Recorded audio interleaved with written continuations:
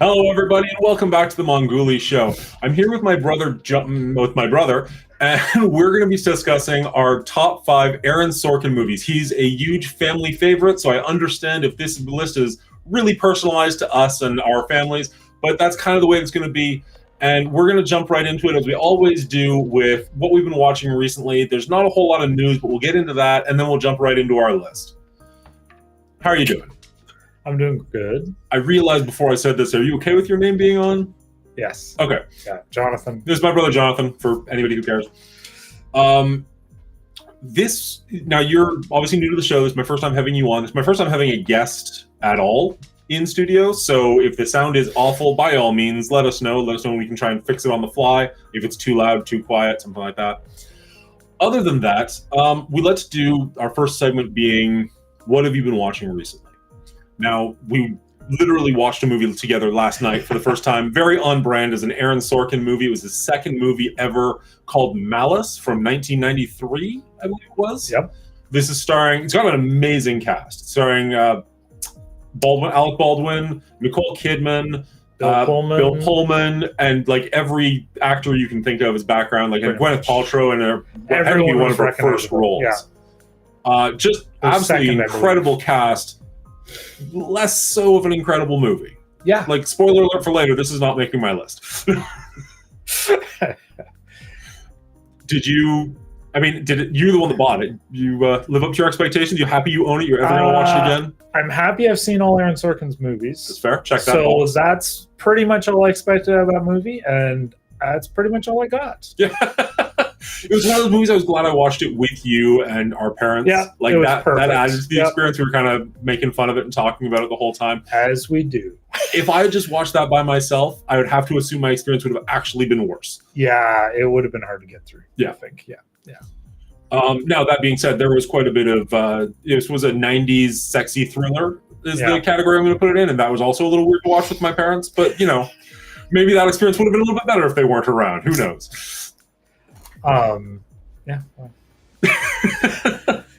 Other than that, I just finished The Diplomat. This is the new Kerry Russell TV show. Yes. I've been watching this for a while. I'm very slow at watching TV shows these days.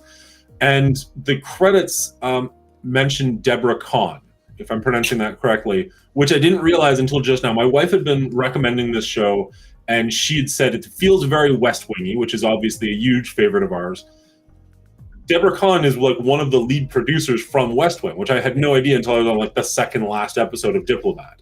Nice. Does that intrigue you more towards the show, or was it already on your list? I actually did a deep dive rabbit hole thing about probably 8 or 10 years ago after West Wing. I was really feeling the dearth, and I kind of IMDb'd everybody who was involved anywhere with the West Wing, figured out what they were doing in the present 8 years ago, and I couldn't find her doing anything at that point. But if she's involved, I remember that was a name that I was kind of keeping an eye on. I was just about to ask you, has she done any other projects? I don't know in between. Fair enough. Yeah. As of then, West Wing was pretty much the only. Whatever she was involved with didn't intrigue me. Let's say that, or I checked it out and. That's fair. Forgot that she was involved. I would say The Diplomat was really, really good. It's on Netflix, so you've got access to it. It's 8 episodes, I think. It's one of those shows that keeps it nice and short and to the point. Lots of intrigue, which I really enjoyed, and pretty much everything into the last, I don't want to spoil the last episode, but everything to the last 5 minutes of the show, I really enjoyed. Nice. And then the last 5 minutes did that thing that a lot of bad TV did back in the 90s, 2000s. Sorry, I talk with my hands. No, I was going to ask if it was an alien with a crystal skull. No, not quite that bad. But Bones is the one that I always go back to, where a season ended and the entire team just breaks apart and everybody goes their own separate ways. One of them gets kidnapped. 3 seconds into the next season, everybody's back together again. It's the exact same show and nothing's changed. It's one of those moments where you're just all right, you just kind of roll your eyes sure, I'm sure she's in grave danger as the lead character of the show. You're still playing this game with the audience, but other than that, really good show. Really enjoyed it. Very Definitely good. would say check it out. I've just started maybe 15 minutes, maybe not even that, and then I thought this is pretty good. I want to start over with my family, so Sometimes when I get into something that feels like it's going to be a good fit, then I try not to get too far ahead because I've made that mistake. Then you have to watch it all Exactly, again. yeah. Or Yeah. it never gets viewed because I don't want to watch it all again. This was really good. You should watch it when I'm not Never home good and at I it, live at home. Exactly. Have you been paying any attention to, or sorry, have you been watching anything recently? I've been watching a few things. I'm actually rewatching, maybe more than I'm watching at this point. Almost nothing new. I'm watching season 1 of Law and Order. Oh wow! This is the 1990, the original Not Law the and Order. SCV. None of the initials. None of the initials. Because that definitely wasn't one of them that I just said. And so I'm loving it. That's my workout or too tired to work out favorite solo show. That's an right hour-long show. That's not your workout show. Sorry. So think about working out and sit down and watch Law and Order. That sounds more that's accurate. My favorite. Yeah, for that. Sometimes I'm watching that in the morning and doing just the recumbent bike thing. Okay. And then with each of my kids, I'm doing different stuff. So with my son right now, I'm in season 5 of The West Wing. We're just coming up to the government shutdown. I'm super stoked about that. Yep. He doesn't know that. I hope he didn't hear that. He doesn't know what it means anyway. My daughter is watching season 1 with me. We're about 2/3 of the way through season 1, I believe now. Okay. So like I said, a lot of rewatching.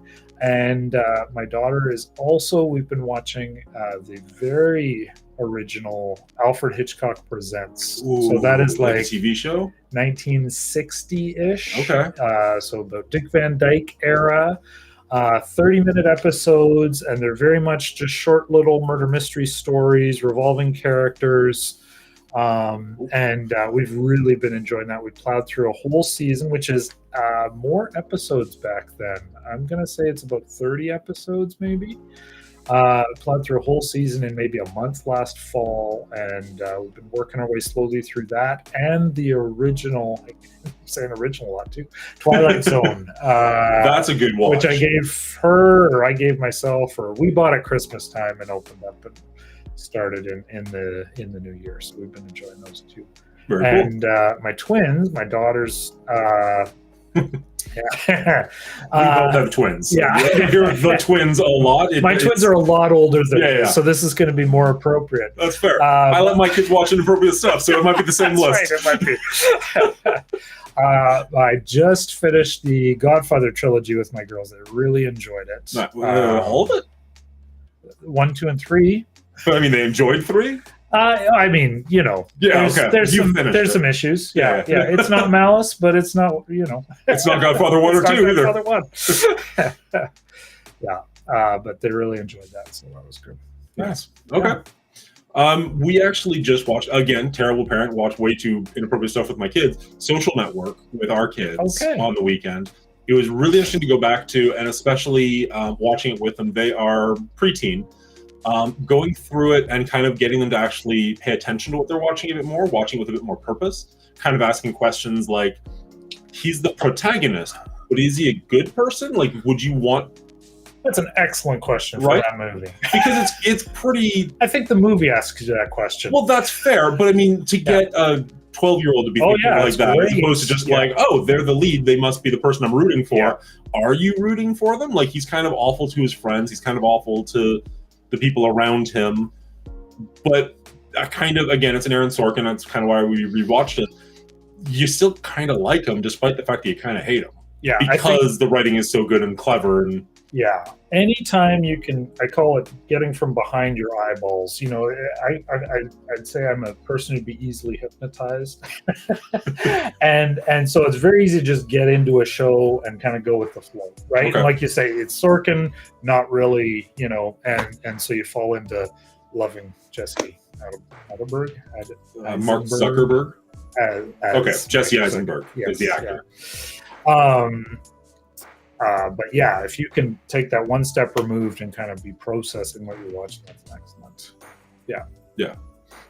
Skill to teach them. And you said you were pausing them and asking those questions through the movie, so we started the movie too late, And then with all the pauses and conversations, it got much later. Nice. So Sunday was interesting, but it was a good time. But they seemed to really enjoy it. They really liked. There's a couple of things they really enjoyed. The music during the boat race really got to Caitlin. She was really a big fan of that, which is I had to look it up, and now I'm kind of blanking on it. The Mountain Man, the King of the Mountain. It's a classic piece. Like you'd 100% recognize. I'd have to see the scene again. I watched it about maybe a year and a half ago. Okay. Maybe towards the end of COVID. It's a very weird name for a song. Like it was not what I was expecting the title to be. I was expecting Beethoven's Seventh, and it's like the King of the Mountain People or something. Like, okay, all right, you would 100% recognize it though. Yeah. The chicken eating the chicken. They laughed very hard. They enjoyed that quite a bit. Yeah, maybe too much. Yeah, but so be it. Other than that, I've been really busy. Like I haven't seen too much. I have been keeping up with the Secret Invasion show on Disney Plus, which is the Marvel show. I'm assuming not so much. Not so much. That's fair. Yep. It's entertaining. It's totally fine, which is not a glowing recommendation, unfortunately. It's Sam Jackson. I love Samuel Jackson. I've been, and we're going to differ here, but I've been kind of done with Marvel since Endgame. So. In the Hall of the Mountain King. Thank you, Amy.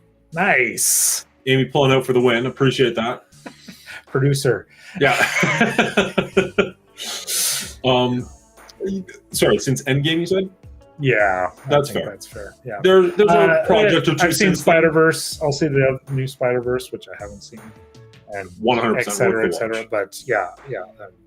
I haven't seen the live Spider-Man since then. There have been enough duds since Endgame that I can't argue with that, but I still thoroughly enjoy them because Marvel has always been my totally world. Yeah. For me, the combination of kind of the time travel and the Doctor Strangeness, and I lose the whole. They're getting very multiversy. Does this look Spider? Yeah. It's Doctor Strange. They're kind of stuck too much in the multiverse. They need to get back to like grounded, right? Which ironically is what Secret Invasion is. It's much more grounded and down to earth, but it's almost too grounded and down to earth. Like you've got these. Like the whole plot of the show is aliens are invading, but they're shapeshifters. Right. Which would be cool because you've got, super people, except for you don't have the budget for the super people. So all these aliens are imitating regular people. Yeah. That's just like, I kind of want to see Iron Man come back. And this is a great way to show Robert Downey Jr. that doesn't have to be, Iron Man coming back. Iron Man coming back. Yes. And it's like, no, we're going to be random British guy. Like, all right, cool. I definitely wanted to see more of random British guy. We traveled across the universe to look like a rando. Yeah. It's all part of our secret plan. Well, it's working. Nobody knows you're here. So, congratulations. Way to go, Marvel. Doing it again. Anything else? I blame Disney, not Marvel, to be honest. Fair. Because you can say all the same things about Star Wars in the same time frame. Right? Pretty much. I would be generous to Mando. I actually enjoyed the first season of Boba Fett, but I like The Mandalorian. And I said that right? Yeah. I'm agreeing with you. Yeah.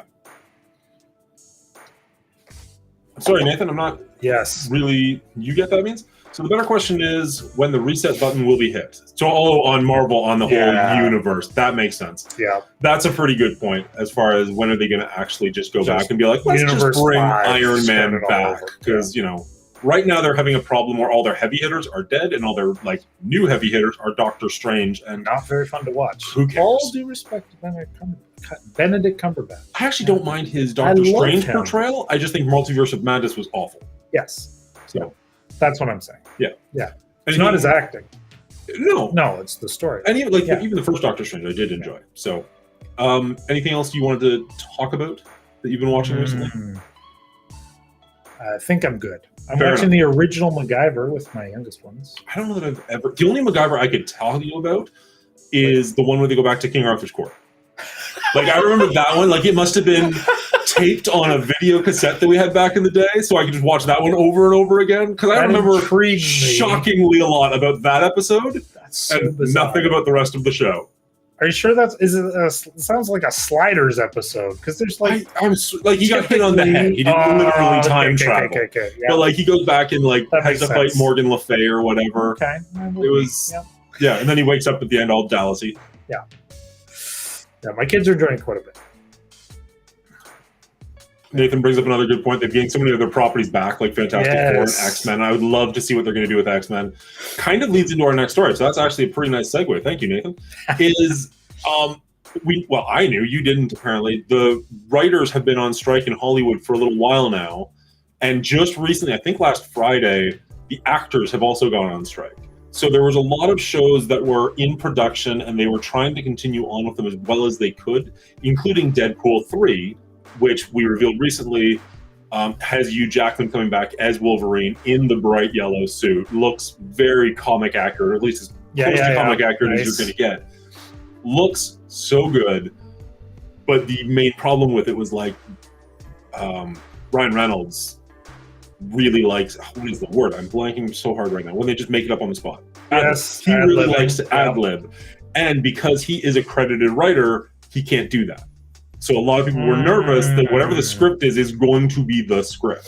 So with the actors going on strike, Deadpool is no longer in production, as is like almost anything, which is actually kind of really amazing. That might actually save the movie a bit, because now they can go back, they can actually reshoot things, ad-lib things, make it funny on the spot. Like, it really frees them up if they wait until the strikes are over. Unfortunately, it sounds like they want those strikes to last as long as humanly possible, because Hollywood really wants to use AI. Like, really wants to use AI. One of the things that I saw them talking about, like one of the things in the negotiation for actors, was they don't want to hire background actors anymore. They want to pay day script for background actors, scan them with a camera, and then be able to use them in perpetuity in the background of whatever they want, and pay them for 1 day's work. Wow. And actors are like, no, there's no way. Like, you can't possibly tell me you're just going to put me in whatever movie you want. Like, oh, look, there's Jonathan sitting in the back of this. Yeah, random British guy. Wait, he might be an alien. He's in everything. All of a sudden, you got your Joey Pantalones or whatever you see in every movie. It's like, no, he's actually in every movie. Like Joe Pesci in the mid-90s. Yeah. I have heard a few people saying that would be kind of cool to be like, not a background actor, but just like a regular person, and go get scanned, get $100 out of it, and just be in random movies. I was like, I get what you're saying, but you're also taking a lot of food out of other people's mouths for $100. That's kind of scummy. Plus the whole Matrix thing. Well, just feel like a problem. Hold it. In perpetuity is a long time. That's all I'm saying. You seen those like conspiracy theories of time travelers? Because you get a picture from somebody like 1902 and he looks like he's wearing today's clothing. Yeah, you'll be that person forever. Yeah. But, all right, because the news is so late, because literally everything is on halt. One more point on that. The last time that happened, what was that, 15 years ago? Not even 12 years ago? I don't remember the exact timeline. I remember Screwed Up Heroes Season 2. So whenever... Yeah, I'm going to say that's about 12-ish years. 2008, 9? Somewhere in that range? Yeah, somewhere in there. Yeah, I moved right around there, and I know I was watching it in the old house. So I think it's... Yeah, 09-ish would be about right. Yeah. Anyway. I can't think too much about movies that I know that were messed up because of that, but there's a lot of TV shows that looked like they had some promise that just died on the vine. Like, you ever seen Boomtown?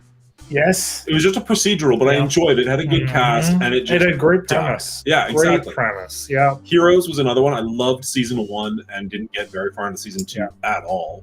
I think Lost was right around that time, but it did seem to know enough of what it was by then. It might have been on Season 3 or 4 by then. It might have been wrapping up. Around the time Heroes started. No, I think they started closer than that.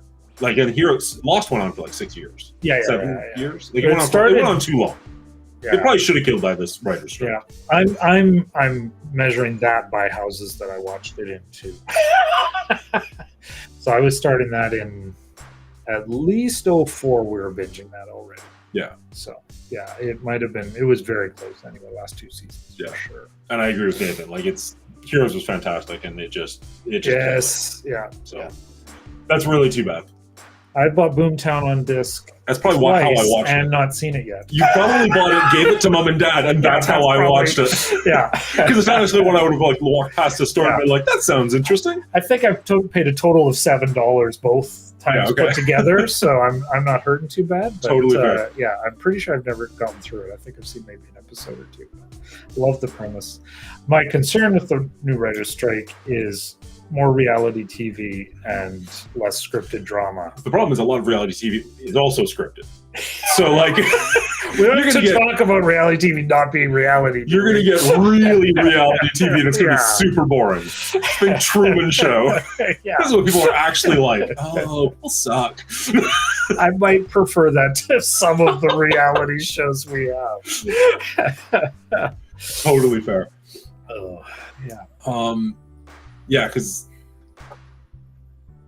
no, I was gonna say like the first Survivor, that was way before the writer's strike. That was 2000. So like reality TV show had started by then. Yeah, first Survivor was before I was married. That's in maybe 99. Is 99 or 2000. I was working in Grand Bend that summer. Right and I actually enjoying summer. that show because it was so new and different. Yeah, and then it just kept going. And then they had to make later, 30 different versions. Well, that and the first stage show. It's going to be the ones with the single rock star winning that all. Not America's Got Talent. The first one where someone is a jerk. Before he got therapy or something. Yeah. Back when it was cool to be mean. Yeah. Hell's Kitchen. What was that? Kelly Clarkson, Ruben. Was it on America's Got Talent? American Idol. American Idol. Fair enough. That's it. Yeah. Those two shows. You beat us to it. First Survivor, and then America's Got Talent within a year or two. I have a little blip where I had next to no TV. I was in school. I had no money. That was a little bit? So about 3 years. And I missed a lot of entertainment over those 3 years. Yeah. So, yeah. Right till 99, 2000. Yeah. Fair enough. When I discovered West Wing in season 2. Oh, segue. Oh, yeah. We will come back to that near the end of the show. Spoilers? Spoiler. I have a spoiler banner. All right, good to move on? I'm good. Cool. So the way we're going to do this list is we actually made independent lists. So I'm going to go through my number 5, then Jonathan will do his number 5, 4, 4, 3, 3, and we'll get to the end, which I have to assume is probably going to be the same number 1, but we'll let that just happen naturally. I'm a wild card. Aaron Sorkin is best known as a writer. He has 10 writing or movie credits, as well as 4 television shows. Of those 10 movies, 4 of them have been nominated for Best Picture, and I think 6 of them have been nominated, or he's been nominated for Best Writer. He's only won once for Social Network, but that's still, 6 out of 10, 4 out of 10. Any way you slice that, that's a pretty good odds. It's a lot more Oscars than me. Right. Yeah. By 1. He's only got 1 more Oscar than you do, let's be fair. He's got a lot more Emmys all than you those do. nods, though. Yeah, all the that's nods. fair. Yeah. That's fair. I'm just saying. Yeah. If you're going by the thought that counts, then sure, he's winning. But, yeah.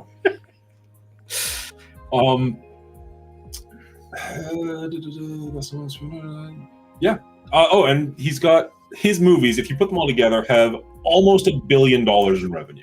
Nice. Which is a nice little feather in his cap. Probably 1 more movie will put him over. Like, he's really close. Like 947,000. Or 7,000. Yeah, there's ways to go, actually.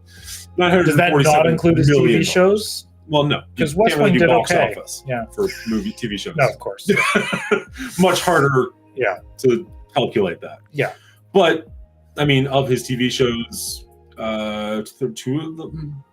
of them, I guess, saw completions. 2 of them got canceled before their time, unfortunately. No, I'm thinking West Wing seasons 2 through 4 just blew up. Winning all the Emmys? Everything. Yeah. No, that's fair. Magazine covers just everywhere you looked for those couple of years there. Yeah.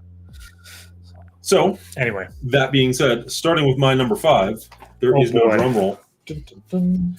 This is one, so my 1 and 2 were cemented in place, no question about it. 3 and 4 could have changed, and honestly, 5 and 6 could have changed.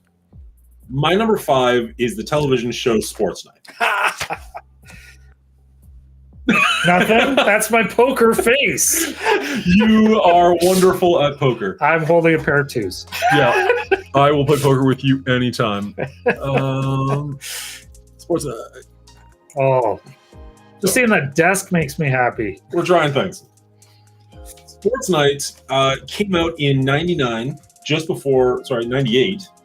Lasted 2 seasons, unfortunately. Had a pretty decent television cast. Felicity Huffman, David Krause, Josh Charles, Joshua Malina. I always forget the leader's name. Huh? I don't know. The guy who owns the studio. I always forget his name. Sabrina Lloyd was the little Him? guy. Yeah. Yeah. He's great. Robert no. Gilman? Gilliman? Yeah. Anyways, well, just a phenomenal I'm not cast. for live TV. It is.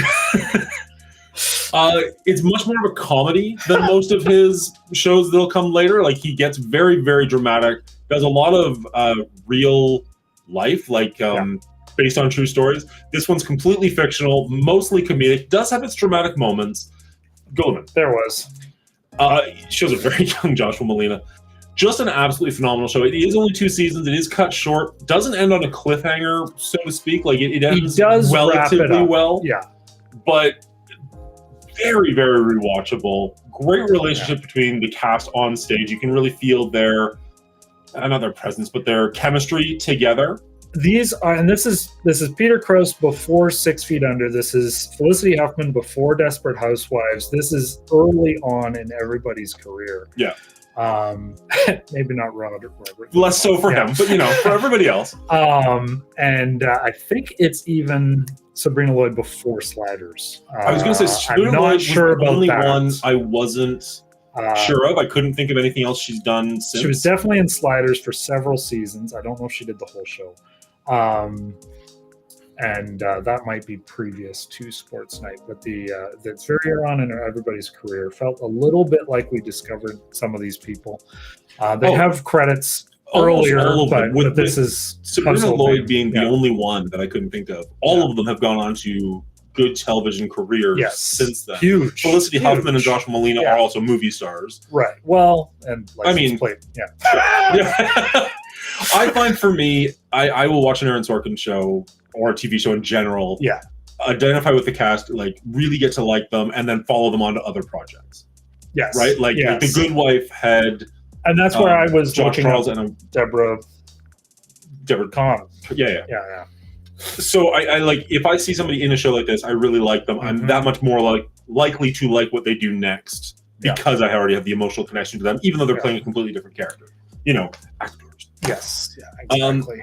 The show, over its brief career, did win 3 Emmys, and there's 45 episodes. And this is kind of where, like I was talking to you yesterday about the whole Studio 60 thing. Yeah. There's 45 episodes between written by and teleplay by. Aaron Sorkin wrote 40 of them. Yeah. That's insane. Yeah. Do you know the difference between written by and teleplay by? And I tried looking it up and I couldn't get a great answer. That was a blank look. Move on, Dan. Move on. I know everything. Why would you do that to me live? I've been telling you that for 45 years. Well, I'm only 40, so you don't know that much.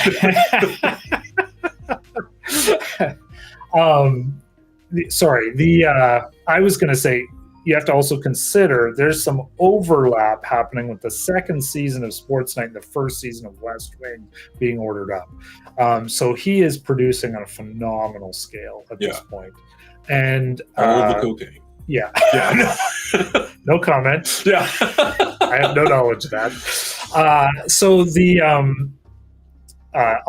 This is also my number 5. That's why I laughed out loud. And I was debating on that a little bit. We'll talk about that as we go. Really enjoyed this show. It's laugh out loud funny. It's the chemistry is as good as any of his casts in this. And like we said, kind of getting these early glimpses of these major stars. Josh Charles had a really successful career in movies early on as a young star. Now that you say that, is he in one of those not School Ties, Dead Poets? He's in Dead Poets. Okay. Yeah. I've been wanting to rewatch that for so long. Excellent. I remember it being good, but it's seriously been 25 years. Anyways, not the topic we're talking about. Yeah, keep us on track. Yeah. Not my forte. So you brought me in to make it worse. Well, no. You're welcome. Yeah. With the exception of possibly Malice Last Night, can you think of any of his shows or movies where the cast doesn't have amazing chemistry? His writing style brings chemistry out in a lot of these situations. I think the cadence, people talk a lot about the lyrical, musical kind of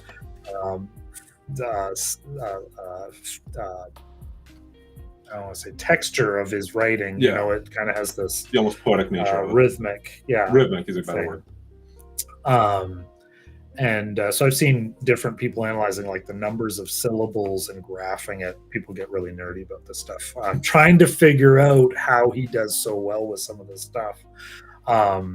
What I do see is that writing brings that chemistry out in characters. But I do think that Sports Night's a really good example of that chemistry. The timing is part of that chemistry, I guess, too, as far as us, the audience, goes, right? It probably helps that at the time, nobody'd seen anything like it either, right? Like now you can draw comparisons to older Aaron Sorkin as like, oh, he's just doing his Sorkinisms. But at that time, there really was no Sorkinisms. To draw back on. Yeah. And even, as I said, like with Malice, I'm not necessarily ragging on Malice. It's just most of his TV shows focus on friends and friendship, and Malice, everybody kind of hates each other. Right. Like, it'd be weird if they had great chemistry. Yeah. But anyways, so that's my number 5. That's me throwing it to you. That was my number 5. Okay. As well. Sorry, I thought I said that out loud, but maybe I was just thinking it really loud. When I say your name and point at you, that's when you tell. You want me to talk? Yeah. Yes. Okay. That was also my number 5. That's what I was saying about the chemistry. That's what I was saying about the early introduction to some of those actors. Yeah. Just excellent. In a half-hour format, which I don't think he's gone back to. So that's a good point. Yeah. 1 hour dramas and movies only. Yeah, and the other thing about Sports Night, for me personally, that was in that kind of the dark time of being in school. I didn't know anything about Sports Night. I discovered West Wing. I'd seen A Few Good Men, really enjoyed it. Didn't know West Wing was also being by the same writer, and stumbled on season 2, episode 1. I heard a promo, taped the first episode. I thought, this is going to be good. I should tell my dad to watch it, and the rest kind of became history. But I played that. It was on VHS, and I played that tape over and over because it was a long time coming for DVDs. I definitely found out about West Wing first, and then went back to this one. So you discovered this first. I discovered West Wing, and then I found Sports Night, and it had a little Aaron Sorkin, the writer of West Wing, sticker on it at that point. And this is the yellow case that came out. Oh, okay. Not the 10th anniversary. Yes, exactly. And so somewhere in between the second season of West Wing and when the DVDs of West Wing started coming out, I discovered this in like a Walmart and bought it and really enjoyed it. Nice. Yeah. All right. So list has already started and we're already in sync. Yeah. Hopefully that won't be a very boring conversation if we're just going to tried to warn you. I'm hoping for a little bit of variance. 6 to 9 could be a fist fight, but this is what you wanted. So. Well, come back for the sequel. We'll do the bottom half of his career. Malice. Yeah, well, 6 to 9. I don't think it makes the cut. It doesn't. Yeah, we have to start at 14. Yeah. All right. Number 4 for me is... As I do you need a hug? Are you okay? Number 4 and number 3 could really change on a dime for me. Yeah. I find this one infinitely rewatchable every time. It's one of those movies where it came out too late, but it feels very like a TBS movie, where if you catch it at any point, you're going to watch the rest of it. Yeah. And that's Moneyball. I love this movie. And I don't love sports, which is weird, but it's so good. Brad Pitt's performance is amazing. Jonah Hill, this is maybe the first time that I actually took him serious as an actor and not I think that's the a fair goofball, statement for the entire universe. which is fair. Yeah. Chris Pratt even is in this and does a good job, which I didn't know him until much later. Like, I think maybe my second viewing of him was the first time I was like, oh, I know him now. I didn't realize until I rewatched trailers last night preparing for this that Chris Pratt was in this. I'm sure I knew that the last time I would have watched Moneyball. It's just been a couple of years, maybe. I was like, oh yeah, Chris Pratt is in that. This is the true story Yeah. of Billy Beane, the manager for the Oakland A's, who tried to, and I have no idea, but I'm going to say successfully changed baseball. I'm not a baseball fan. I'm sorry. Yeah, it was amazing. But did wonderful things for the game, changed how his team performed, if nothing else. They did end up going on and breaking the world record for wins in a row, like consecutive wins. Yeah. Spoilers, I guess. Yeah. Just blew the movie. Well, it was directed by... It wasn't called No Money Ball. Yeah. Well, it kind of was. It should have been No Money Ball. That's kind of the whole point. Right to Aaron. Yeah. It is directed by Bennett Miller, made on a $50 million budget, and grossed in $119 million, including 6 Oscar noms, including Best Writer and Best Picture, but unfortunately lost out to The Artist, which I've never seen. Yeah. Not out of spite, just in fairness, no one else has either. Yeah. There are sometimes that happens where the movie comes out, wins a lot of Oscar buzz, it's and like disappears forever. Every third year. Yeah. Amy agrees this is a great call. Yeah. Can't deny that. And we're already getting criticism on our top 5. We've only said 1 movie and a half. Well, it was a TV show, in fairness. That's true. We did start with a TV show. I'm really excited that you picked this because you're not a sports fan. I am also not a sports fan, but I love more sports fans than you do, maybe. Because all of my kids your whole brood is terribly sports fanny, although none of them have ever watched or seen or played baseball. I might be the only one who's ever played baseball. Baseball seems to be really going out of style. There's no baseball diamonds around anymore. Yeah. We have it back home. We don't have it here. I don't see any of it here.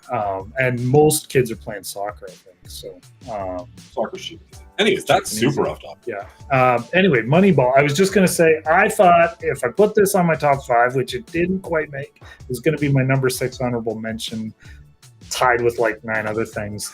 And I thought, I'm going to have to defend that whole thing. One of the things I really like about Are you telling me this is your number 4 as well? No, I'm telling you this was my number 6. Okay, cool. Ish. Yay. 6 asterisks.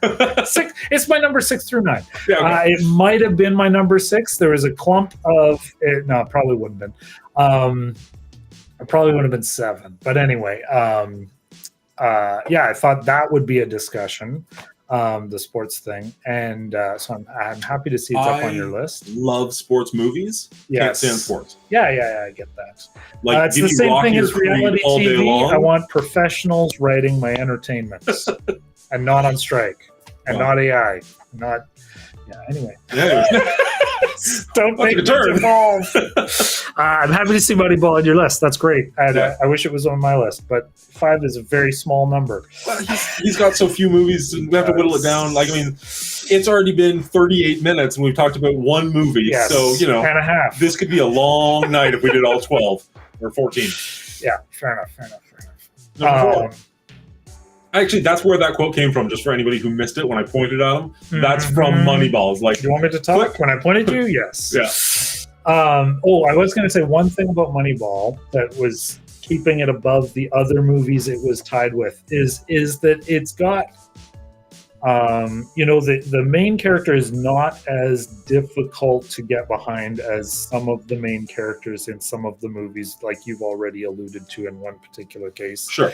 And I really like this fact that, there's a new idea that kind of comes to fruition, right? Like they actually invent something. The way they're looking at things changes. It's just really an interesting mechanism to get, this whole Hollywood movie. Yeah, it's really, really interesting. So that I was using that was going to be my lever to hoist it above some things. I think Brad Pitt's actually incredibly likable in this movie. Not perfect, not necessarily a great person. Isn't that like his whole movie persona, though? Well, that's fair. There's not a lot of Brad Pitt movies. I watch him drinking cappuccino. I'm like, why don't I own a cappuccino machine? I'm such a loser.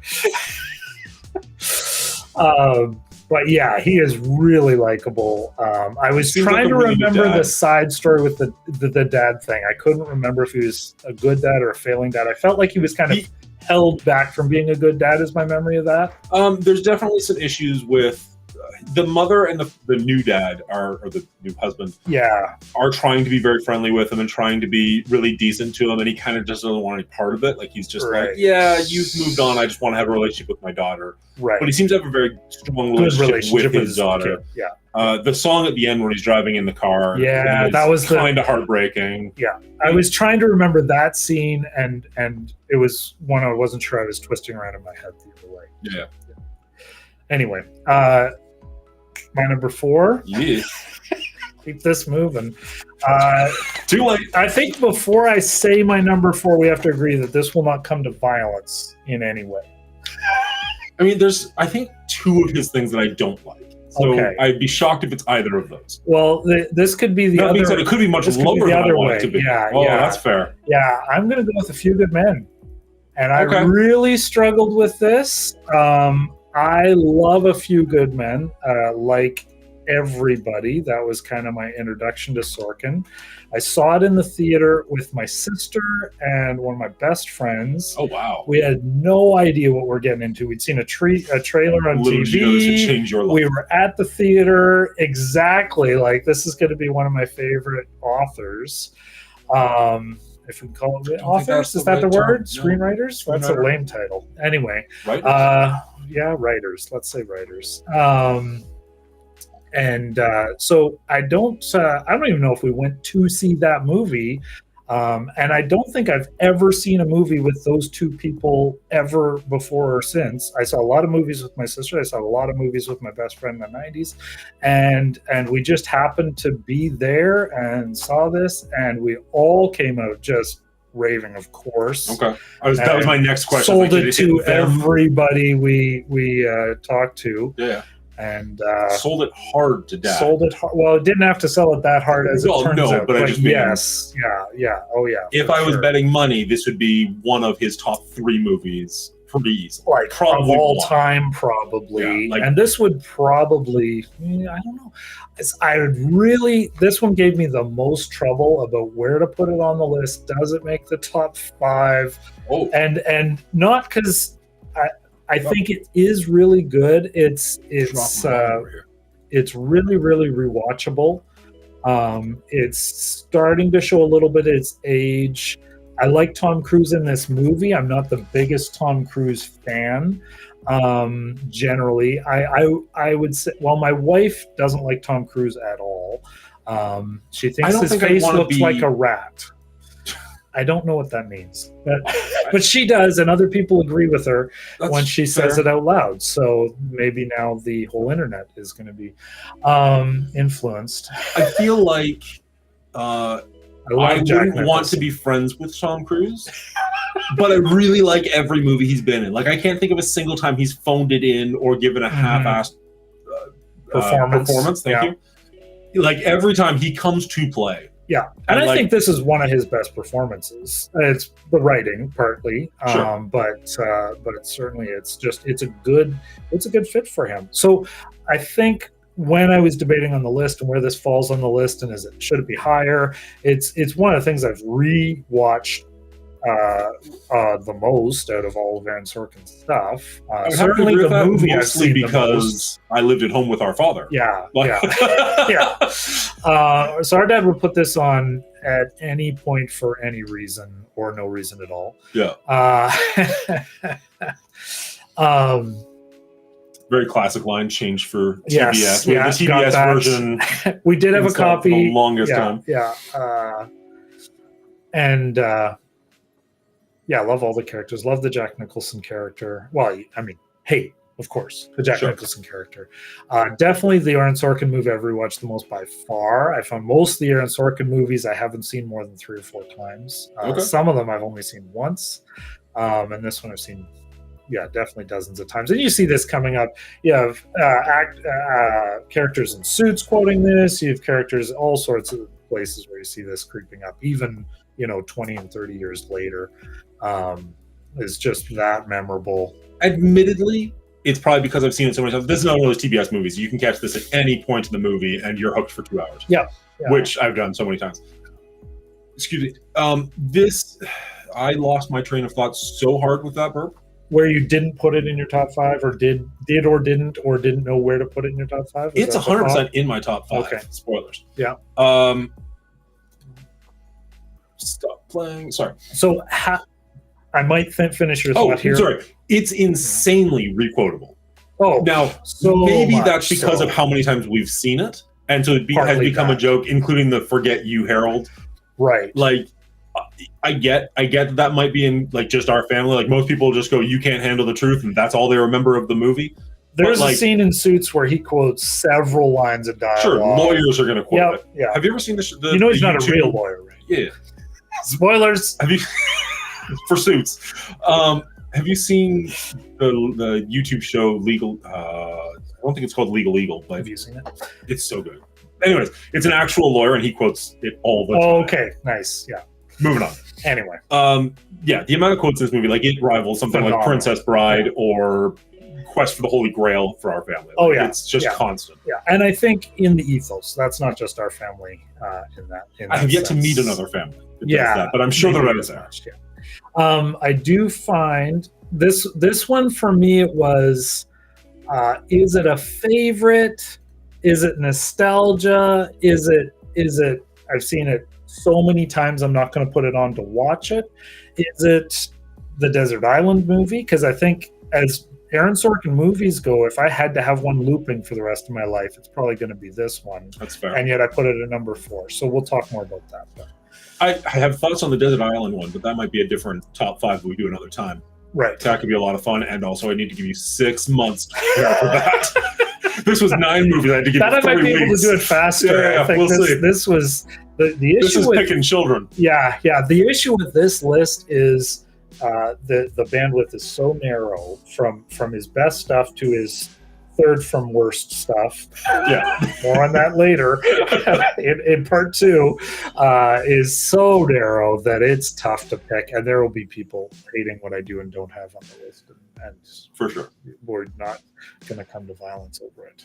Yeah, I promise nothing.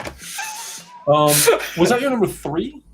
4. Okay, good. That's what I thought. I was just like getting ahead of myself. Like, did I just mess up? Yeah, I know. Aaron Sorkin. Yeah. Okay, so I thought you had that number 3. It's a little bit sadder that it's number 4, but I'm super curious from the rest of your list. Aren't you, though? My number 3, as I said, we just rewatched it, is actually The Social Network. Oh, I thought it was Malice.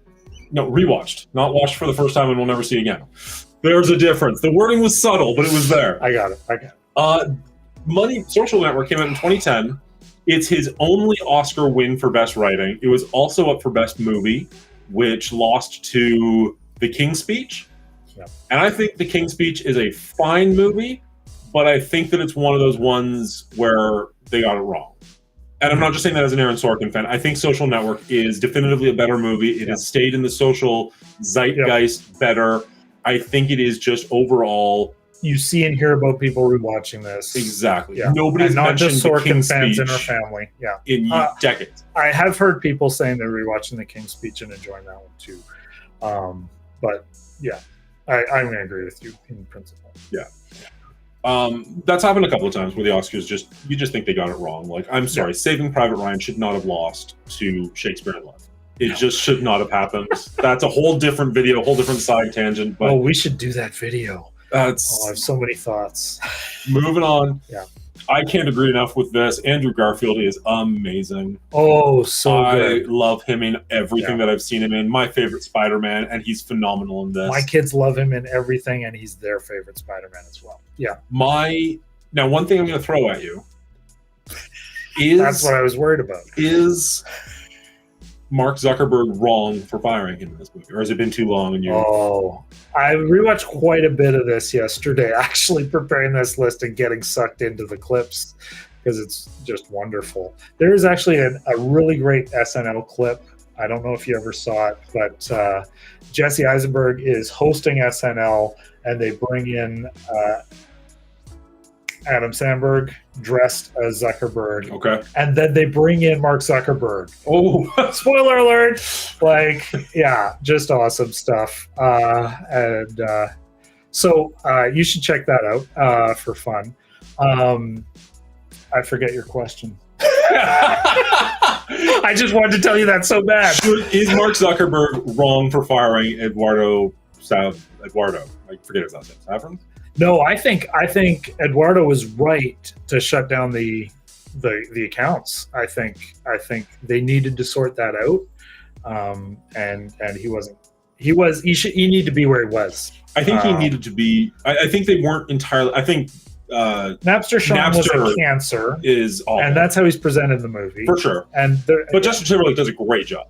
Yeah, like he's shockingly likable for somebody who you absolutely want to punch in the face. You don't want to like him as much as you like him, right? Yeah, but I think he's not wrong in that sense either. Where like things are happening, things are moving so quickly. It's like, where is Eduardo? Oh well, he took an internship in New York. Yeah, that decision is the biggest thing that's ever happened in your lifetime. Will ever happen in your lifetime? What is he doing in New York? Yes.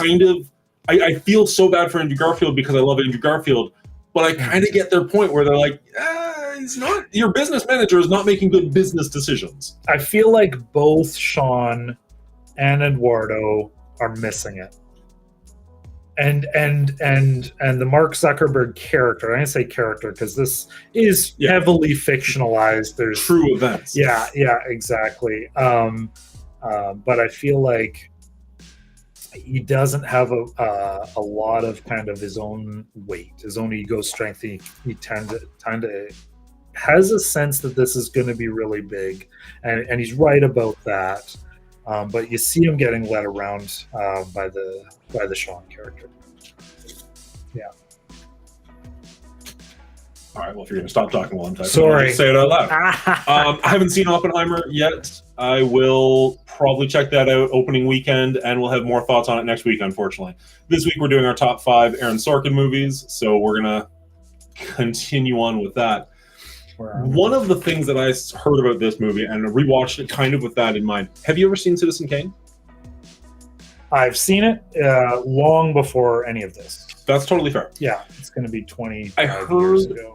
Oh, wow. Yeah. I heard of an opinion where this movie is essentially the 21st century's Citizen Kane. Yeah. And kind of watching it again, it makes a lot of sense. Now, Citizen Kane is a fictional character based on a true character, whereas obviously Mark Zuckerberg is a true character. But he was a true character based on fictionalized true character based on true character. Sure. Yeah. The Citizen Kane character is based on a newspaper magnate who is running his own empire. Like, the similarities are there, but for different generations of technology and news, right? Yeah, and kind of this epic sense of the story that works across both, just the And the spoilers for both Citizen Kane and Social Network, but like they both start off with the thing that they want the most, with Rosebud and him talking to his girlfriend, losing it, and the entire journey is just them trying to get it back, to the point where obviously the sled in Citizen Kane is what he's been hoping for his whole life, or trying to get back his whole life.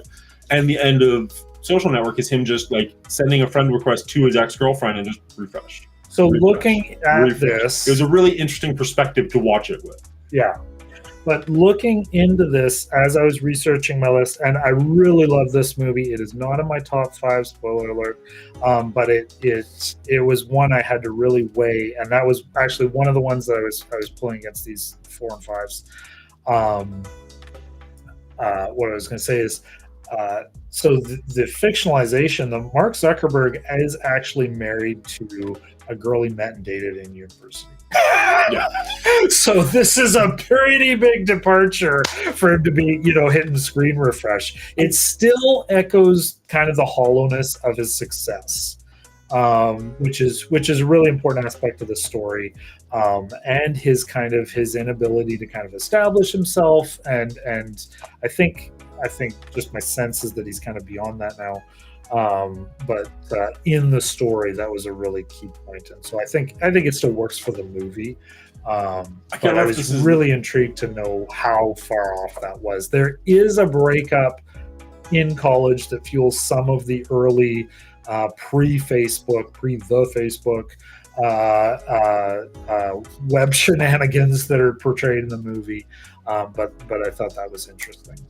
There's a quote that I'm going to attribute to Aaron Sorkin, but I'm not 100% sure if it's is something he said or something that's been said about him, which is never let the facts get in the way of a good story. I'm sure that is an and that's 100%. Like a lot of his stories are totally true stories that are not true stories. Right. And like totally. I think Mark Zuckerberg has actually watched this movie and said that was a great piece of fiction. Yeah. Like it's. And Aaron Sorkin wouldn't disagree. Probably wouldn't disagree. Yeah. It's a good story set in a real character. This is obviously it won him the Oscar. Was up for multiple Oscars. It's actually his second biggest hit ever. $40 million budget, which is shockingly low with the cast and everything they had to do. Phenomenal. Yeah. $225 million at the box office. That's a huge return on investment. Wonderful. And just for the sake of throwing it out there, I know Armie Hammer is incredibly controversial, but he does a really good job in this, playing two separate characters and then like being CGI'd and like even when you're looking for it, I can't find the flaws. Like he does a great job of just blending into the scenery. Yeah. With one of my favorite quotes ever, which is I'm 6'5", 250 pounds, and there's two of me, as he's threatening to beat the crap out of Mark Zuckerberg. Number 3 for you. Oh yes. Nothing like being prepared. Nah, shut up. Who knew number 3 would come after number 4? What I wrote down the wrong word. Oh, okay. I was like, "What? That doesn't make any sense." Malice. Yeah. So this is going to be Newsroom for me. Okay. Focusing pretty heavily on the first season. I think we've talked about that separately, but really enjoyed Newsroom. I enjoyed it all the way through, but I think it's hard to argue that there isn't a certain gravitas to maybe the first season that peters out. It becomes a little more dramedy, a little bit more of the characters' relationships behind the scenes. There's still important stuff going on screen and behind the news, but then we're getting more and more into the personal lives and the whole, Sex and the City tour bus thing. There's some great stuff that comes out of that. The whole hitting the road tour, following the campaign, the whole Africa storyline, which is really kind of brave. You don't see any Africa storylines ever in anything ever, unless you see a Jack Ryan's gonna go overseas somewhere. But it's just interesting to bring something kind of real or realistic into that. So that I really enjoyed, and just some of the commentary is really well done. This right here, what we're looking at, for example. It's a great 3 minutes of television. Yeah, and they do a good job of kind of balancing. I like that they go back in time to tell you stories that are real news, but to take you out of it by, about 7 years, I think, by the time they're making it. Is it that far removed? Roughly. I don't know. And I didn't do that math. Except in my head, which, sketchy at best. You should not trust. No, I don't. Yeah. I was going to actually touch on that because it is it's definitely not a true story. Obviously, all the characters are completely fictionalized, but it's set in the real world with real life news events, which I'm not as up on as most people. But it was interesting. If you knew that 3-year time period, you could probably kind of predict what was coming when they're like, "Uh-oh, something big is about to happen." And they actually accelerated quite a bit. I think the show ends up covering. Anyway, they accelerate the pace of that, and they can kind of jump around just by changing news stories. So, really enjoy this one. It's Aaron's first foray into cable, so he's having some fun with that. It's better than cable. Yeah. It doesn't get too raunchy though. The language is a little bit toned up, but that's pretty much it. Yeah, that's what I was going to notice was the language, because he doesn't really write that often, even in his films. So I thought that was a little. Yeah, you notice sometimes it sticks out like a nail that's not been pounded in all the way, and it just catches you. For sure. And that can take you out of it. But overall, I really enjoy this one. Another one where the chemistry really develops. Yes. There's a scene near the end. I don't want to give too many spoilers, but there's a pretty emotional scene at the end and they're playing a song together. Do you remember this Yep. scene? Yep. And it is just, my kids have all downloaded that song onto their phones and playlists and stuff because of that scene. Yeah. And I can picture the scene 100%. I can't get the song. yeah. I just rewatched this whole I show. hear this song like every day now Okay. because my kids loved it, and it's How I Came to Memphis. Yes. That's How I Came to Okay. Memphis. And And they even break down what that song means and why it's talk important. about it. And it's another Aaron Sorkinism, actually, to talk about the meaning of songs and the joke about getting it wrong, which kind of gives them an out to not be definitive in getting the meanings of songs, which is an out I'd want as a writer. Yeah, it's fantastic. He does that a few times in that series. I actually just rewatched this series not that long ago in its entirety. Yeah, me too. Sitting right here at this computer, actually, while painting. So I was kind of like half paying attention. There was a lot of times where I was middle of painting. All of a sudden, I haven't painted anything in 25 minutes. I'm like, oh, I should probably It'll go pull back you and in. do something. Yeah, really. The biggest takeoff for this one is season 1 is so incredible that season 2 and 3 just don't compare. And season 3 is very short. It's like 5 or 6 episodes. Yeah. And that really kind of took me out a little bit from this being... Just the quality of it isn't as strong all the way along. If you got 3 seasons of season 1, this would be top 3 probably. Yeah. Which I loved it. Don't get me wrong. Phenomenal show. Great chemistry between a bunch of the actors. Put some people on the map for me who I didn't know before then. Yeah. But great quote. Sorry, I have to put that on screen so people can actually see it. So I really did enjoy this one. I totally get why it's on your list. It just doesn't quite hold up as much for the entirety of the rewatch as some of his other TV shows do. Even though, say, Studio 60 is shorter, I feel like the quality of every episode is stronger. Yeah. There are some weaker storylines in this one. Right. And maybe just, you feel it so much more because I went from season 1 to season 2 within minutes as opposed to 6 months. Yeah. No, I can't argue with that. And I really debated if this fits on the top 5. From number 3 to number 9 is a toss-up. Yeah. So it's a very, very fine bandwidth. Yeah. Yeah. Maybe that's a great point here that he likes to reuse a lot of actors. You see Joshua Malina in a ton of his early stuff at very least. I was gonna say, I was looking into this, watching some of the directors that he partners with, and some of the actors that he likes to reuse.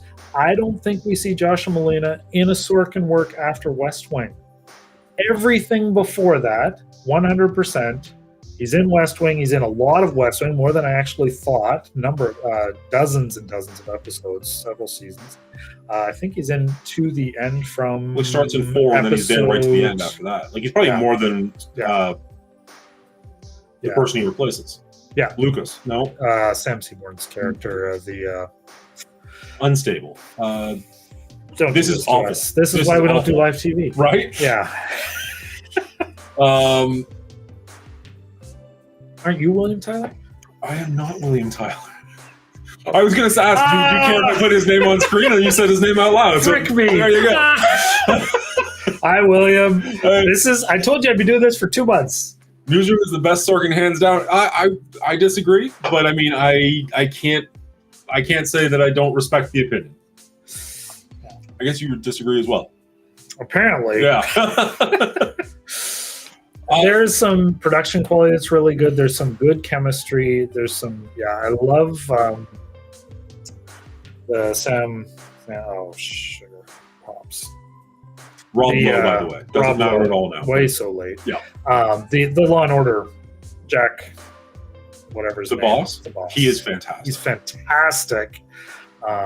Has some of the best lines. Yeah, really enjoyable. Yeah. And use them for a lot of good humor. There's a lot of laugh out loud humor in this one. Yeah. Sorkin is so good at turning that on and but making that switch from emotional drama to laugh out loud humor and back. I don't know if anybody can do it quite as well as he can. It helps that you love the characters so much that you. I think the emotion is there. Yeah. They're all capable of humor in his style. Like it's not necessarily, it is a little bit slapsticky, but it's like the humor all makes sense and the drama all makes sense, and he builds these characters up so nicely that it's easy to go back and forth Right. and you are right there with him. None of it feels, well, I was really left out of left. Where did that Like, come from? when does he start saying funny things? Yeah. No, it all perfectly works and makes sense. Everybody's intelligent in Sorkin's Yes. universes. And there's something incredible about watching incredibly competent people. Yeah. Right? Like that is so attractive. It's so not fulfilling.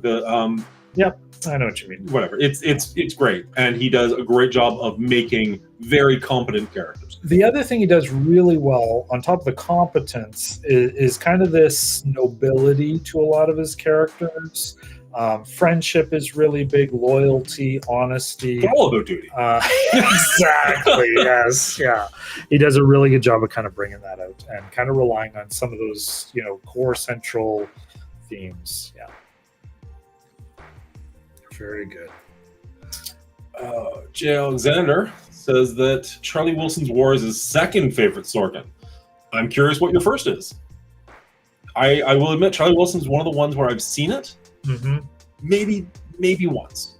I don't know if I've seen it twice. I've definitely seen it once, and I think I've only seen it once. And it was one I was actually thinking as I was doing this list that I'd like to rewatch. Yeah. But not one. Honestly, of my it's one that five. I forgot about, and when I was making this list, I was like, "Oh yeah, that." No, and you know what? To his point, the Tom Hanks character is excellent. The Julia Roberts character is excellent. I mean, creepy, but excellent. Sure. Like she's just Excellently she's creepy. Well, the two of them are just phenomenal. Anytime you see them, and I'm a 90s movies guy, so that takes me back. But Yeah. great to see them, and yeah.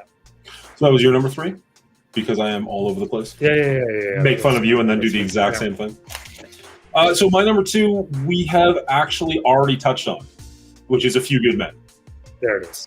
This is Aaron Sorkin's first movie and his biggest hit to date, with only a $40 million budget, which is the same as The Social Network, but 20 years before it. Yeah. And brought in $243 million. Yeah. Won the best Oscar in a supporting actor. One best supporting actor for Jack Nicholson. I can't imagine anybody's going to disagree with that. Yeah. Did lose out to Unforgiven for best film. Yeah. Which I wholeheartedly disagree with, but so be it. And just an absolutely rewatchable movie. Like when you say this is your desert island movie, I can't disagree with that. I don't know if I said that. I said it would be in the running. But that's fair. Yeah. Jay Alexander agrees with me. A Few Good Men is number 1, of course. Although I guess that doesn't really agree. He disagrees with both of us. Yes, he actually likes it better than we do. But that's fair. It's the only thing actually taking it out of contention for being the desert island movie for me. And this is a really weird thing. Mm-hmm. It reminds me too much of Dad. Yeah, like it feels like somebody else's favorite movie. Sad if I'm like, oh, I'm stuck here, I'm going to die, I'm never going to see my dad again, and I'm just going to watch his favorite movie on repeat. You'd probably be sad already. Well, probably, but I mean, I wouldn't help anything. Since the island's deserted. You have your little volleyball. With the amount of tears I'd be giving, you kind of hope the island is deserted at that point. He's just making it worse. Yeah. Yeah, there is a sense of it. It feels, even the first time I saw it, it felt like my dad's favorite movie. Yeah, that's totally fair. Yeah, that was like in a weird, different way, like Ford versus Ferrari. I'm watching this like, oh, Dad would love this. Yeah, I'm enjoying it as well, but also Dad. You just know that when you're seeing it. Yeah. I don't know that we have too much else to say about. I mean, directed by Rob Reiner, who also did The American President, which didn't make my list. But, I was wondering if that would have been an amazing segue if that just happened naturally. That would have been so good, didn't it all? So number 2, although they both have Joshua Malina.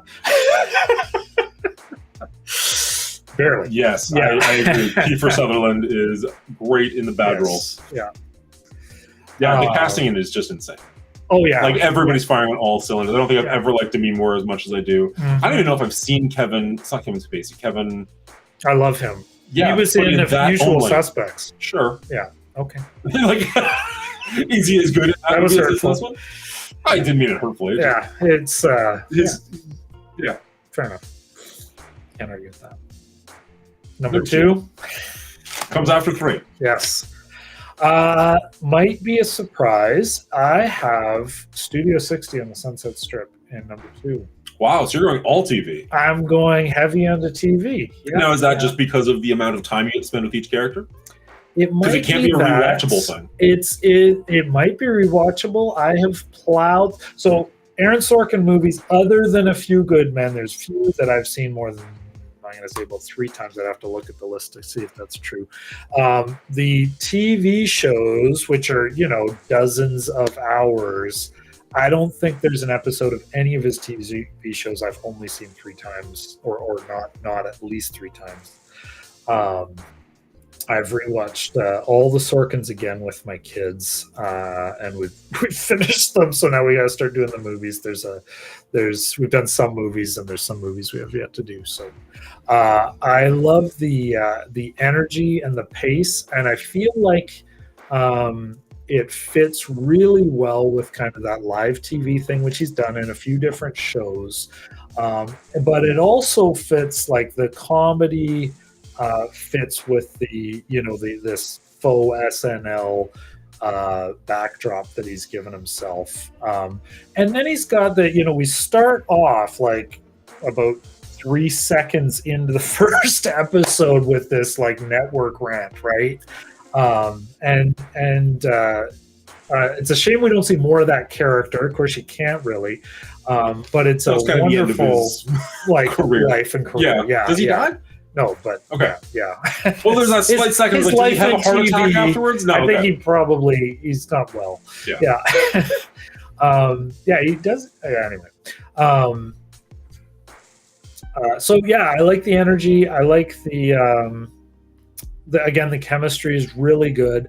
Where we saw in Sports Night a bunch of people early in their careers, we're seeing a bunch of veterans from West Wing getting reused here. I hate to use that word, but we're getting to see them again. They're at the top of their game, and so you're seeing multiple characters coming back from that. A lot of familiar faces, and this is just great. Everything I'm seeing. So yeah, I really enjoy it, and I think the laugh out loud humor that he does so well, it just fits so good, kind of with this backdrop. So. Yeah, it's one that I've been thinking I need to go back and rewatch. It's probably the TV show of his I have seen the least recently. Okay, however you want to word that. I just rewatched I don't have any negative things to say about it. I just haven't seen it in a while. Yeah, that was me with some of the movies. Fair enough. And so I did go hard into the TV. We both agreed, actually, A Few Good Men was our top movie, I believe, of Aaron Sorkin. We'll see how that plays out. Have to assume at this point. Yeah, I have to. And that's hard to argue with, I think. But I agree with you that Social Network would be one of the next ones. Yeah. So I think a lot of similarities there. I will say, I said that Social Network and Moneyball flip-flopped, and I didn't really explain the reasoning there. Right. I think Social Network is the better made movie. I think it is more important in society. Yeah. I think it will stand the test of time longer. Yeah. But if both of them are on conflicting channels, I'm probably watching Moneyball because they're just more likable characters. Well, and I like that, and I was making this point earlier. That's why I kind of like the idea that what he's creating is a little bit more interesting, a little bit more positive, in my opinion, than what we see the path that Mark Zuckerberg is going down, and Sure. what he's creating. And I mean, that movie, you could make a part 2 now with Meta and AI. This trailer is like 19 minutes long. So we don't have to see that whole thing. It's that might just be the first episode. I love the chemistry of these two characters, though. Anyway. Matthew Perry and Whittaker. No, wow. Well, I'm Matthew Perry. Yeah. And Bradley Whitfield. Yeah, I got partial of yeah. Whew, moving on. This is a show, like, people ask, like, if you could have another TV show, like, get another season. Yes. Right? Like, for me, this is right up there with Firefly, with Freaks and Geeks. Like, this one deserved better than it got. Yep. And I think part of that is because it came out right around the same time as 30 Rock. And 30 Rock was a little bit funnier and a little bit shorter and a bit more digestible. This one it appealed to a different heavier audience. Themes as an hour-long drama. You actually see in the second season, he's making a case for this show in the show. I'm sorry, the second season? in the second season, and he's making Does apologies. this show have a second season? And I'm totally There's blanking? 2 seasons. There's 2 seasons? The DVDs have only been released as a complete series, so you've only seen them as one set. Okay. I could be wrong. I'm gonna prove you are. Yeah, maybe I'm wrong. I don't know. Maybe there's 24 episodes sounds right, actually, now that you say that. There might be 1 season. I'm wrong. Anyway, Yeah. what I was saying. Just because I had to do it live, just to be really jerkish. Yeah. You're welcome. I mean, you didn't have to focus on it. You could have vamped for a few minutes while I did that. Like, vamping doesn't mean dancing. I know. It's like the 3rd time you've done I'm that joke. so bad at it. Clearly. Oh, something else to look at. I'm going to pay attention to that instead. Ah. Blip, blip, blip. Yeah. You got us. Malice is number 1. Oh, it's so good. I'll admit it. Malice is your number 1 film. Mrs. Kinzinger is fireworks on screen. Yeah, no one's going to finish this episode. No one's going to get this far. I'm shocked. The only people watching right now are your family. So, oh, interesting Mrs. Robinson tie-in. The Charlie Wilson's War director is also the director of The Graduate. So, really? Boom! Thank you, Alexander, for bringing that up, Jay. Wow, Yeah. I did not realize that. Yeah, I was doing some research, you know. Not into how many episodes there are of Studio 60, though. Sure. You know what? I think the Nevada 2-parter feels like An entire a season of its own. right? Yeah. Yeah, that too. It feels like a season ender, and then the next one feels like a good start. So, Yeah. What was I had one other thing to say about that, but we got off track on other stuff. It really launched. It didn't really. You're right. There's a lot of veterans on this show, Mhm. and it did have a younger cast who has done okay. What is the blonde girl is gone? gone very? Yeah, I mean, not just one that either one of us know her name. No, apparently not. It's an AP. Paulson, name. Sarah Paulson. Sarah Paulson. Yeah. Which is probably still wrong, but close. No, that sounds good. Really close. That sounds good. Oh, like yeah. she's one of the people where I've seen her in a bunch of things since. Nothing that I would say has been like. Yeah, I haven't like seen her in anything, really but I know punched she's through, in. But a like lot she's of been it. doing very well for herself, and I really enjoy like her. Like I think she's just a great actress. Mhm. Number 1, or do you have something that you're going to? I had something, but it's probably gone forever. Okay. So there we go. I have to assume I don't have it queued up as much as I want to. Do you see it anywhere? Here we go. I have to assume the theme song. number 1 is going to be the same for both of us. That's a great It thing that may you should be. not have recommended in the moment because there's no way I'm going to get it that quickly. My It's number on you. 1 is, of course, The West Wing. That was probably way too loud for the mic. Oh, sorry. This is the show where I mean, obviously I watched Few Good Men before this, but I didn't know Aaron Sorkin's name from A Few Good Men. It wasn't until watching this that I kind of went back and was like, oh, the rest of his career, yes, everything is great. Yeah, and this is a almost show everything. where I'm gonna take over and then I'll let you for a second. This show I was introduced to through you, but like through Mom and Dad, really, because you were at college. Yeah, thank you. You were away at college. I was living at Aunt Mabel's house, actually. Not the person who's been commenting. And you told Mom and Dad about this. Mom and Dad told me about this. They were raving about it so hard that I actually fought back against it a little bit at first. When the first season was actually released on DVD, I watched it way too quickly, burned all the way through it. And then, of course, there's a huge cliffhanger at the end of season 1.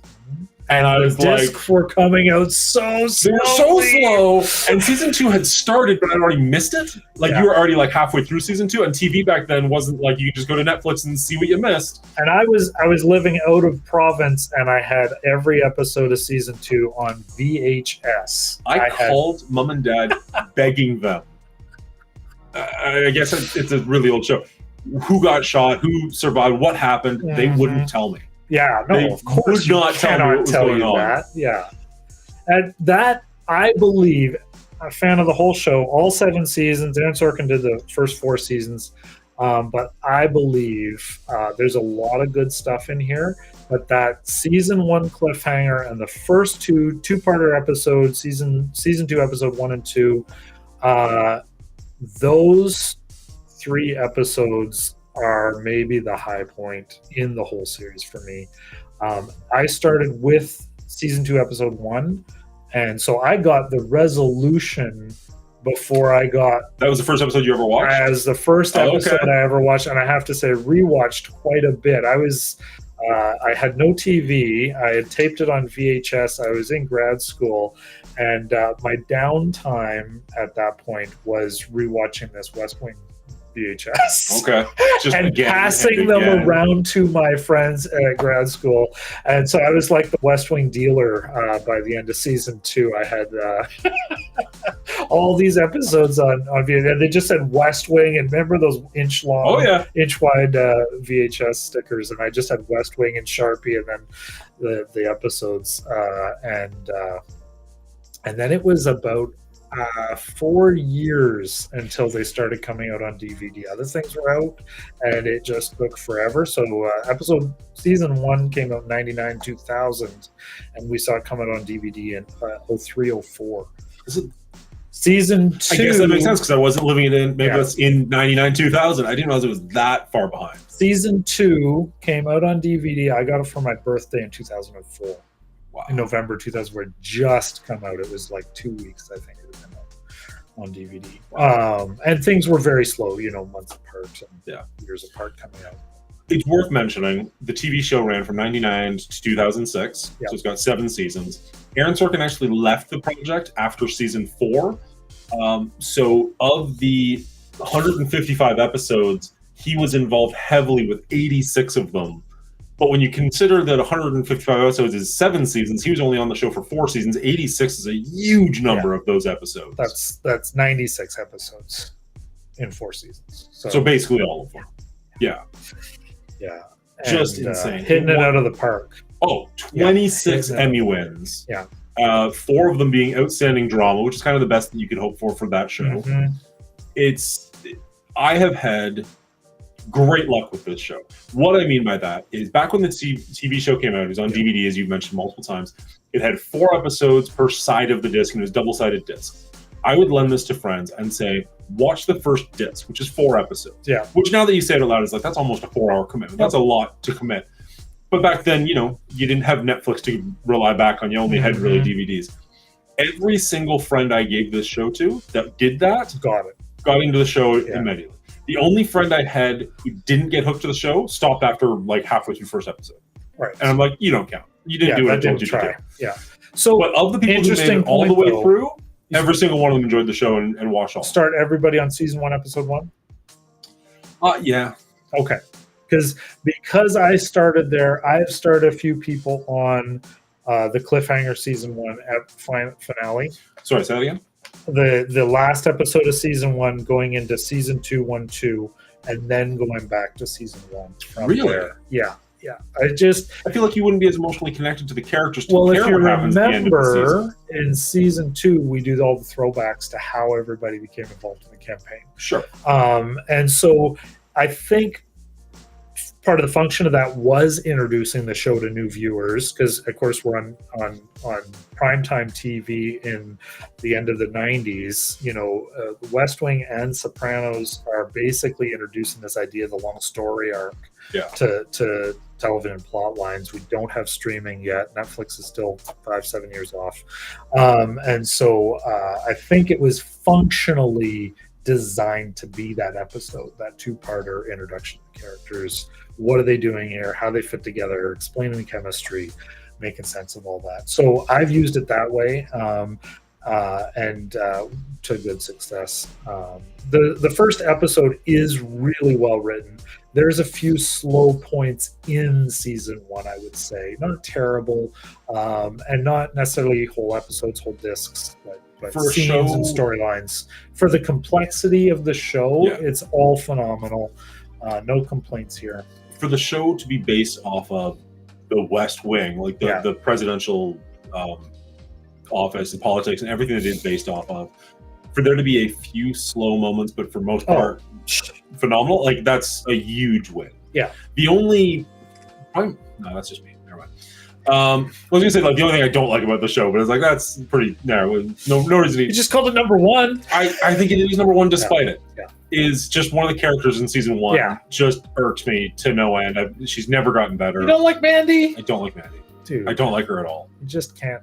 I like her driving. Her driving scenes are her best scenes. Well, there's one of them and it's in episode 1, and after that it just gets worse. And fighting with Josh. There's a couple I of fighting just with think Josh. Mary Louise Parker does it better. Yeah, she does. Yeah, That's hard to right? argue Like, with. Yeah, okay, fair enough. so, but I mean, it's a small hiccup. Yeah. And even after he leaves the show, Aaron Sorkin leaves the show, I still think it's pretty watchable. There's one episode I don't watch, which is the Alzheimer's episode. Yeah, I can see that. Because it just doesn't have anything to do with the rest of the show. It's a departure. And it hits pretty hard. Not that the episode's bad, just it just interrupts the flow of what you're watching. Other than that, the show is pretty fantastic. They do some unfortunate things at the very end to one of the characters.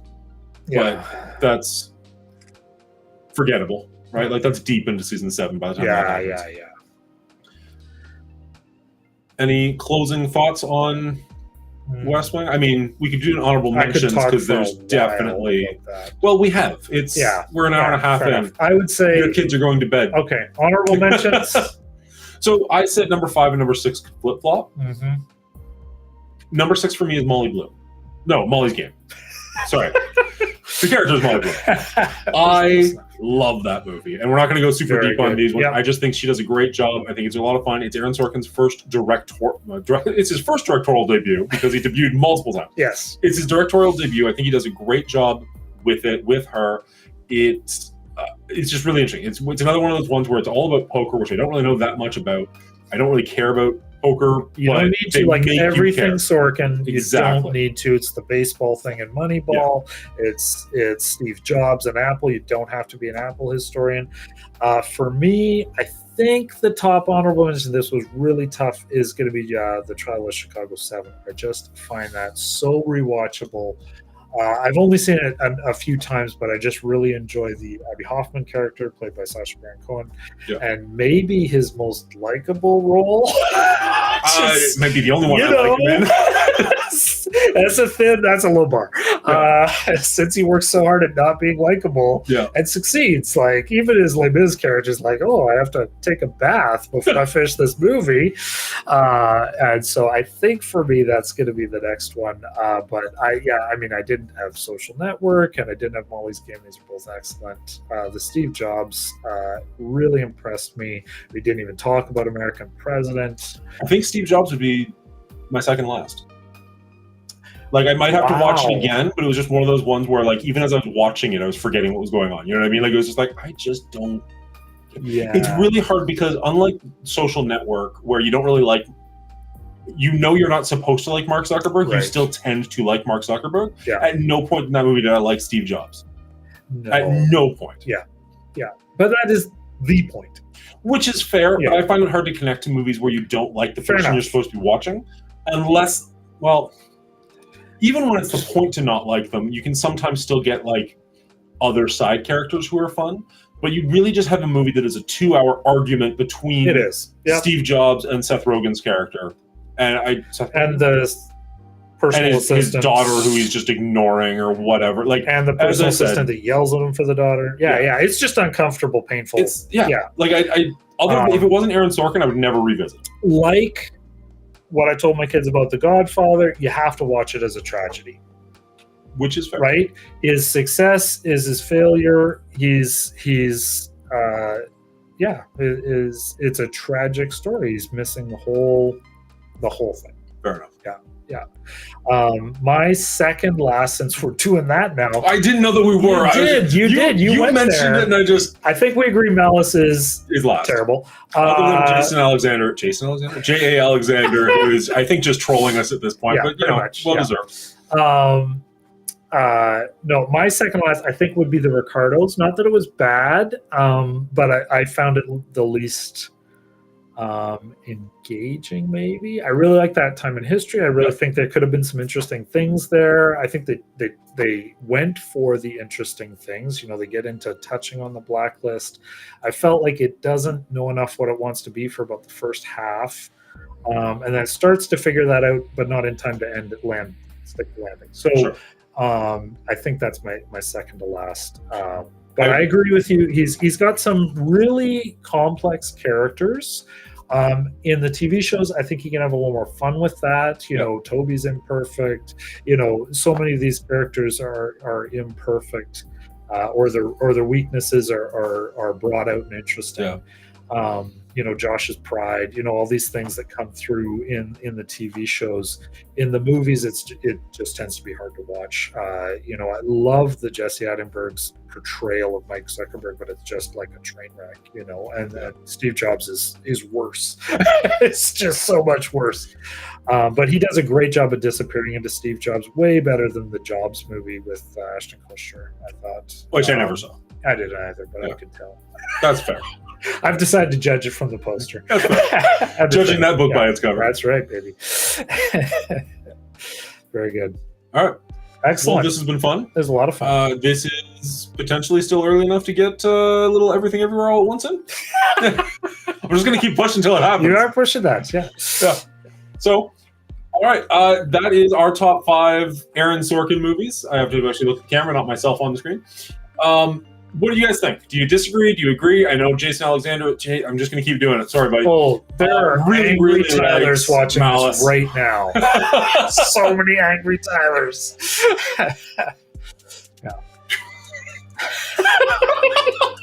Now people are just jumping on the bandwagon. I think the Winklevoss twins became villain after watching Malice on repeat on VHS. That's an interesting. That's plausible. Origin story. I'm not even mad at it. All right, let us know what you think in the comments down below. If you've made it this far in the video, please give it a like. I would appreciate that. You made it this far. You must have enjoyed it. And if you feel so inclined, give it a subscribe, and you'll see us next time. I do this every Tuesday. Unfortunately, Jonathan is only in town for the week, but we'll hopefully do this I'd love to. over the web sometime. Yep. Cool. Have a good night, everybody. I always